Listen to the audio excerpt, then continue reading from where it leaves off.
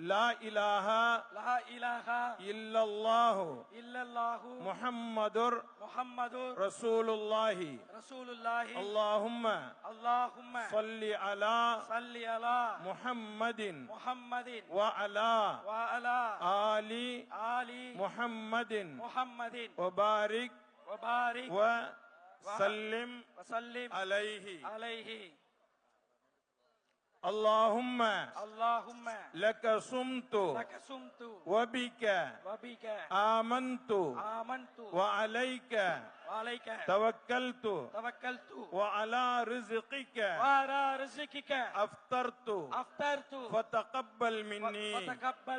يا الله உனக்காகவே நோன்பு நோற்றோம் உன்னுடைய அருளாலேயே நோன்பை திறக்கின்றோம் எங்களுடைய நோன்பை